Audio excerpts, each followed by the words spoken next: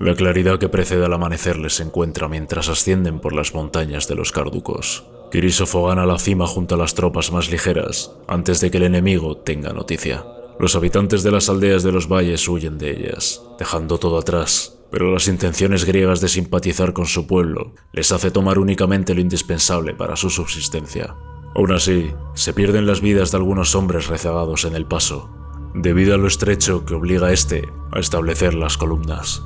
Los pocos carducos que han tomado aquella determinación prenden fuegos en la noche, y tanto unos como otros se vigilan en la oscuridad. Los griegos se deshacen de gran parte de los esclavos y las acémilas, puesto que ralentizan su paso, ya de por sí lento, a través de las montañas que preceden a Armenia. Y aunque los generales vigilan esto con detenimiento, algunos logran colar a la travesía a la mujer o al muchacho de sus deseos. Lo abrupto del terreno continúa siendo un problema para ensanchar el grueso que avanza en línea, y los ataques se repiten al aprovechar semejante circunstancia. En la retaguardia, Jenofonte y sus tropas sufren la violencia con mayor intensidad. Allí deben hacer frente a los ataques mientras huyen en busca de una vanguardia que aprieta el paso para tomar posiciones en las alturas antes que el enemigo. Ante tal tesitura, traen a 2 prisioneros tomados en aquellas tierras, degollando a uno de ellos para infundir miedo en el otro, quien les señala una ruta alternativa. Esta requiere de una expedición previa que asegure una cima. Así pues, 2000 voluntarios acometen el plan bajo un fuerte aguacero, mientras los hombres de Jenofonte procuran distraer a los enemigos apostados en el camino que dejarían de lado. Aquellos voluntarios encuentran bárbaros que lanzan piedras colina abajo, las cuales estallan y lanzan sus pedazos como piedras de onda. Tomar la posición les lleva a la noche una vez más, tras la cual se esconden posiciones más altas que también deben ser tomadas.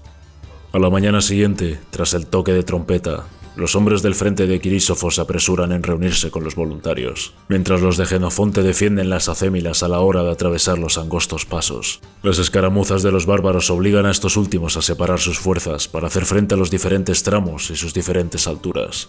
La ligereza de las tropas enemigas, su agilidad y su destreza con los arcos merman las fuerzas griegas hasta el punto de entrar en términos de negociación con ellos. Sin embargo, las treguas y buenas apariencias tan solo acaban en las mismas hostilidades. Vanguardia y retaguardia se turnan para asegurar los pasos elevados, mientras atraviesan las montañas. El río Centrites, de 2 pletros de ancho, se dibuja en el llano horizonte que les espera. Han llegado al fin a las puertas de Armenia, donde pueden descansar después de una semana sin respiro, a través de las tierras de los Carducos. Ninguno duda de que las penalidades sufridas estos días superan a los sucedidos junto a Tisafernes y el Gran Rey, por lo que el ánimo de los griegos mejora notablemente. Sin embargo, el buen humor les dura poco tiempo. Al día siguiente, frente a ellos, al otro lado del Centrites se presentan jinetes armados, precedidos de infantería formada con el propósito de impedirles el paso y compuesta por mercenarios armenios, mardonios y caldeos. Detrás, en las montañas, los carducos esperan por si a los griegos se les ocurre volver por allí. Son 2 muchachos los que encuentran una zona de paso donde han visto cruzar a gentes del lugar. Así, dividiendo el ejército en 2, Kirísofo deja el río a su izquierda en su camino hasta ese lugar, seguido de los armenios que esperan al otro lado. Al río se inmolan víctimas que los adivinos consideran favorables, mientras los enemigos lanzan flechas y piedras sin éxito. Cantan el peán a viva voz, hombres y cortesanas que los acompañan. Jenofonte lanza un farol con sus tropas sobre la primera posición del río, para así mover las tropas del otro lado que teman ser rodeadas.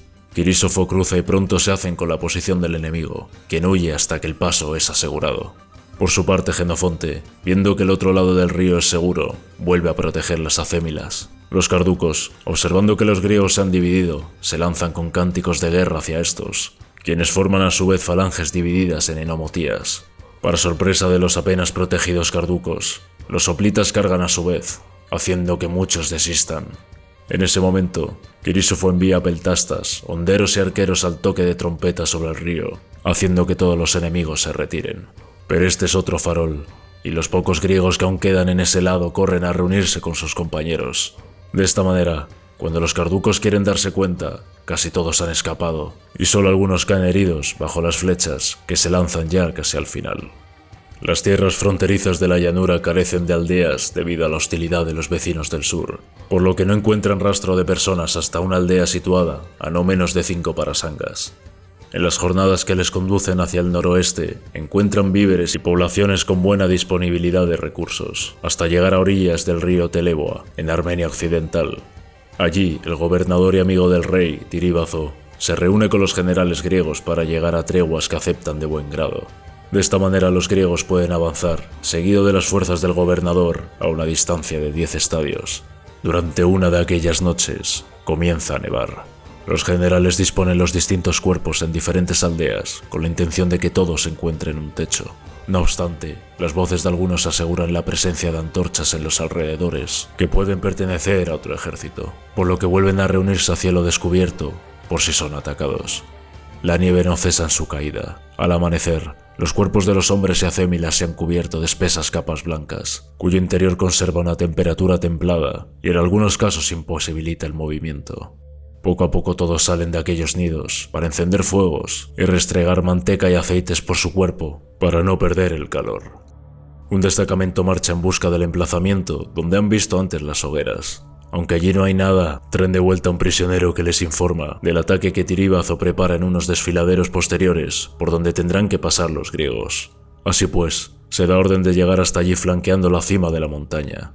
Los peltastas se adelantan y hacen huir a los bárbaros allá apostados, se atrapan caballos y se hacen prisioneros. El camino a partir de ahí está cubierto de un infinito manto cegador que nunca desaparece. La nieve les acompaña en un lento avance, hasta el día en que un viento helador quema a los hombres y a las bestias. Las acémilas y los esclavos comienzan a morir. Los soldados griegos comen los cueros de sus sandalias y de los calzados hechos con animales desollados, pegados a la piel como si hubiesen sido soldadas sobre ella. El frío se cuela dentro de sus cuerpos, solo protegido por telas ligeras preparadas para la campaña en verano, y en algunos casos, por capas que detienen al viento. Unos de ellos quedan ciegos, y los que pueden, se protegen con algo oscuro frente a los ojos. Otros dejan de andar cuando sus dedos se congelan. El penoso avance deja a los más débiles atrás, y no son pocos los que perecen antes de llegar a la aldea donde se les da cobijo. Detrás, otros enemigos siguen a los griegos rematando y robando las acémilas que se rezagan. Por eso Jenofonte, con la desmoralización candente en las miradas de sus soldados, tiene que enfrentar a quienes les persiguen por la espalda. Mientras enfermos gritan y hacen sonar sus escudos, los más jóvenes y fuertes logran desbaratar el peligro. No vuelven a escuchar ni temer hasta que llegan a las únicas aldeas donde pueden dormir, comer y descansar en paz. El líder de aquellas tierras, quien paga con caballos pequeños y duros al rey de Persia como tributo, les abastece y trata como invitados.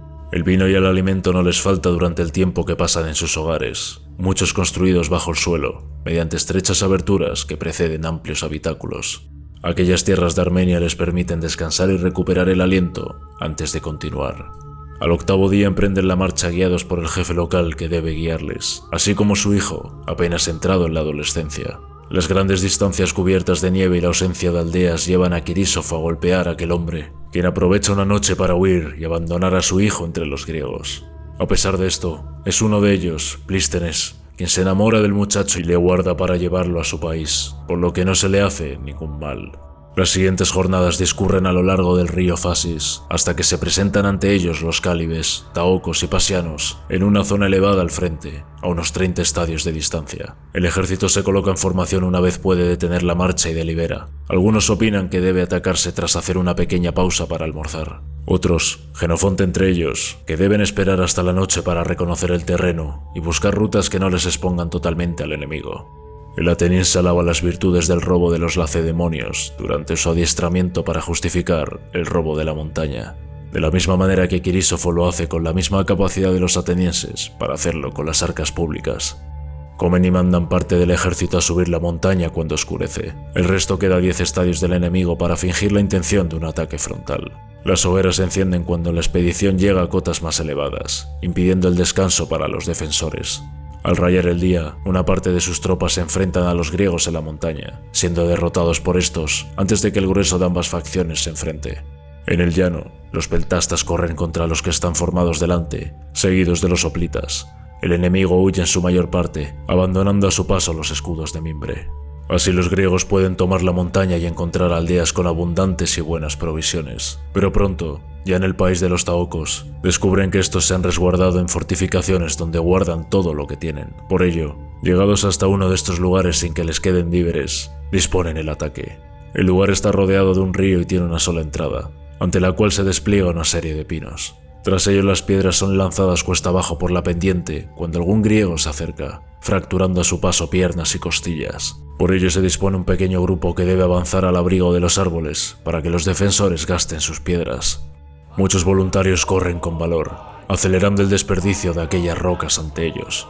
Por eso, cuando las piedras parecen agotarse, los cuerpos de los habitantes que allí se esconden comienzan a caer por los precipicios. El terrible espectáculo de desesperación atestigua cómo las madres tiran a sus hijos, para darse muerte ellas inmediatamente después. También los hombres caen, y de esa manera, muy pocos se convierten en prisioneros aquel día. A cambio, se obtienen animales en abundancia. Desde allí atraviesan el país de los cálibes, siendo estos los más valientes que encuentran a su paso. Al afrontar el combate, disponen un baile acompañado de cantos de guerra. Muchos visten grebas y cascos, disponen sus lanzas de 15 pies y sus sables parecidos a los del sur del Peloponeso, con los que degollan y coleccionan las cabezas de aquellos caídos bajo su filo. También se refugian en fortificaciones, por lo que los griegos tienen que conformarse a su paso con las acémilas adquiridas anteriormente a los taocos, hasta encontrar aldeas para aprovisionarse en medio de las llanuras, habitadas por los esquitenos. 4 jornadas después llegan a la ciudad de Gimniade, donde se les recibe con benevolencia y se les ofrece guía. Pronto descubren que semejante actitud responde al interés de este pueblo por enfrentar a los griegos contra sus propios enemigos. Pero cumplen su palabra y les llevan hasta la cima de la montaña llamada Teques. Allí los gritos de los primeros en llegar alertan a los que vienen después. Los gritos bajan la colina más rápido que las piernas de muchos que empiezan a correr. Jenofonte se adelanta con la caballería temiendo lo peor, pero los gritos que proceden de la cima no son de preocupación o de alarma, son de alegría. Gritan a viva voz: ¡Thalassa! ¡Thalassa! ¡El mar! ¡El mar!